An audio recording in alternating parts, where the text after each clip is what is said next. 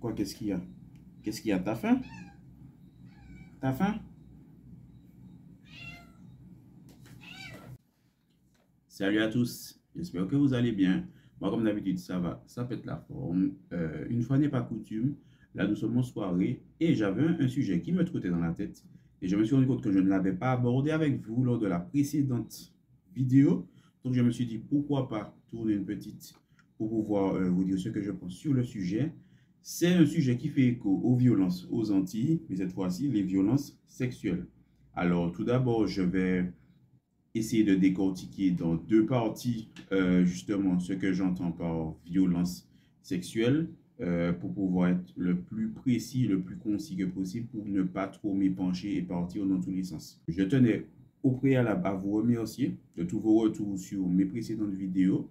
Je vois que mon travail plaît à certains, donc je continue à travailler dans ce sens pour continuer à satisfaire tout un chacun, mais moi aussi de mon côté pour pouvoir progresser et gagner en level. Hein. Donc, si vous aimez ce que je fais, si vous aimez mon contenu, n'hésitez pas à liker les vidéos, à surtout les partager beaucoup dans votre entourage. Ça m'aide à me faire connaître et c'est important pour le référencement de YouTube. Vous connaissez déjà la chanson. Allez, trêve de bavardage, on y va. Donc, pourquoi je voulais aborder ce sujet? Parce que j'estime que nous sommes toujours dans un certain tabou concernant les violences sexuelles, l'inceste et tout ce qui tourne autour de tout ça dans notre société. Il ne faut pas trop en parler. Tout le monde sait que ça existe, mais personne n'a vraiment envie d'en parler. Ou quand quelqu'un décide d'en parler, ça pose problème, ça dérange et ça fait tâche. Moi, je trouve qu'il faut justement prendre le problème à bras le corps et arrêter de se taire et parler des choses des choses qui existent. Alors tout d'abord, quand je parle d'inceste et aussi de violence sur les mineurs, on va bien sûr parler des violences qui existent à l'intérieur même des familles. Il y a beaucoup de choses comme ça qui se passent, d'attouchements et de choses de ce genre qui se passent dans les familles. Mais les victimes, le plus souvent, soit elles sont trop jeunes pour comprendre ce qui leur arrive, ou quand elles grandissent et qu'elles comprennent, hommes comme femmes, ce qui leur est arrivé, essaient d'en parler à leur entourage, mais finalement se heurtent à dire, vaut mieux ne pas parler de ça, ou arrête de dire des bêtises, c'est pas vrai, tu étais jeune, tu t'en rappelles pas bien, ici et ça. D'accord? Ça, c'est important d'en parler parce que ça existe, et ça existe beaucoup. Pour avoir parlé avec beaucoup de personnes de la gente féminine, de mon entourage, que ce soit famille ou amis proches ou éloignés, même connaissances, je me suis rendu compte à travers toutes ces années-là qu'il y avait pas mal de personnes que je connaissais qui avaient été victimes en fait de violences sexuelles. Et on ne prend pas conscience sur le coup. On sait toujours, ouais, c'est touchant quand même, mais ça arrive à des gens qu'on ne connaît pas. Donc, comme quand ça arrive à des gens qu'on ne connaît pas, on ne réussit pas forcément à s'identifier, on ne réussit pas forcément à être 100% touché, même si bien sûr nous restons des humains et ça nous touche. Mais je pense que vous voyez là où je vais en venir. Et quand on commence à se rendre compte que ce sont des gens qu'on côtoie, qui nous racontent les mêmes histoires qu'on voit, par exemple, dans des documentaires ou dans des films et qu'ils ou elles ont subi ces agressions-là, on se rend compte que, waouh, franchement, je ne vais pas dire que c'est impressionnant, pour pas utiliser des mots qui sont inappropriés, mais ça fait quand même quelque chose. Donc oui, l'inceste, la pédophilie existe aux Antilles, que ce soit à l'intérieur des familles, mais aussi d'un point de vue religieux. Je ne vais pas entrer dans ce débat-là pour ne pas heurter trop de personnes. Je connais justement la communauté antillaise qui est très croyante, donc je ne vais pas entrer dans cette partie-là. Mais on le sait tous. On le sait tous que ça existe et qu'il faut que la parole elle soit donnée aux victimes pour que les victimes puissent réussir à parler et à comment dire ça, témoigner de ce qu'ils ont subi.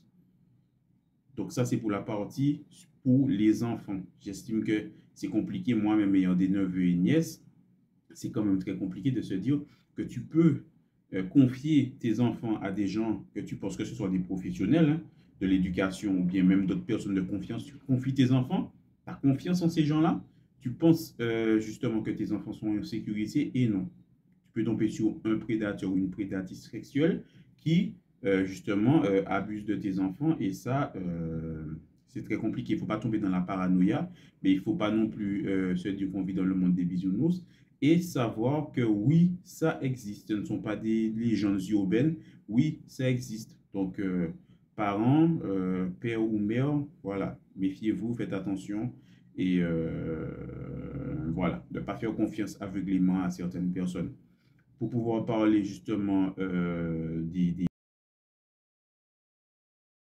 D'ailleurs, je ne sais même pas si je peux dire ce mot-là sur YouTube, donc je vais peut-être le couper au montage, mais je vais parler des agressions sexuelles même. Je trouve qu'il y en a pas mal. Alors, est-ce qu'il faut parler justement de ce qui se passe dans la société, du comportement de certaines personnes dans la société?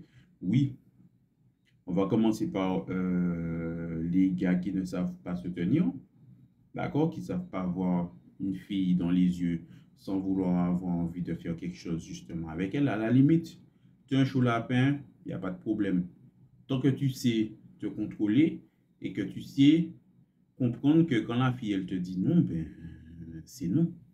Voilà, c'est aussi simple que ça. Des fois, oui, il y a des filles ça existe, il y a des filles qui sont aguicheuses, il y a des filles qui sont un peu allumeuses, mais un non restera toujours un non. Un non, c'est non. C'est pas non, mais ou non, mais peut-être que c'est non. Elle t'a dit non, tu arrêtes. Ça peut paraître frustrant. Vous pouvez être dans une situation où ça peut paraître frustrant. Elle t'a dit non, tu arrêtes. Tu vas pas justement plus loin. Il faut réussir justement à se contenir, on va dire. Nous ne sommes pas des animaux. Il faut réussir à se contenir, même si il y a certaines femmes qui vont certainement porter des tenues provocantes. Est-ce que ça existe? Oui. Est-ce qu'il y a des femmes qui s'habillent de façon trop provocante? Oui. On va peut-être prendre l'exemple de certaines soirées où, pendant le carnaval, est-ce que justement, il y a trop de personnes dénudées? Oui. Mais, selon moi, ça ne doit pas excuser que justement, ces femmes-là subissent une agression sexuelle. Que ça nous dérange ou que ça ne nous dérange pas, c'est leur corps. Elles ont le droit de faire ce qu'elles veulent avec leur corps. Moi, ce que j'ai envie de dire aussi à mesdames, c'est vrai, totalement vrai, vous avez le droit de faire ce que vous voulez avec votre corps. Mais préservez-vous quand même. Préservez-vous. Vulgaire ne veut pas, en fait, sexy ne veut pas dire vulgaire. Ça, c'est un message que je voulais passer. Mais pour pouvoir revenir justement au corps du sujet, comme j'ai dit, quand une femme, elle dit non, c'est non. Donc à ce moment-là, il ne devrait pas avoir ces situations-là. Il ne devrait pas avoir ces situations, mais elles existent. Et on se pose toujours cette question-là. Oui, mais la fille, elle a subi ces violences-là. Oui, je vais parler plus souvent des femmes parce que oui, ce sont plus souvent les femmes qui subissent ce genre d'agression. Elle a subi cette agression-là il y a quelques années. Pourquoi c'est maintenant qu'elle parle? Ou bien il y a beaucoup de personnes qui vont dire, ouais, elle n'y vit sans quoi. On connaît déjà, je vais parler, je vais dire les termes. Elle n'y vit sans quoi, c'est pas un mazel, c'est pas un yo fait mazel, ou bien c'est ça a été caché, ou des trucs. Non, non. Parce qu'en fait, quand la situation elle se passe comme ça, la personne, elle a subi un traumatisme. Sur le coup, et c'est pour avoir parlé avec plusieurs personnes justement de ça, sur le coup, il y a cette chose-là qui t'arrive, tu ne prends même pas conscience que c'est ça qui vient de t'arriver, tu es choqué, tu es sur le choc. Parce que des fois, ça se passe avec quelqu'un en qui tu avais confiance, quelqu'un que tu penses qu'il ne t'aurait jamais fait ça, et finalement, ça se passe, tu restes là, la victime reste là, elle est choquée. Puis ensuite, il y a peut-être la phase de déni. Non, ça ne s'est pas fait, ça ne s'est pas fait, sauf que ça revient encore et encore pour que la personne puisse prendre conscience que oui, ça a eu lieu.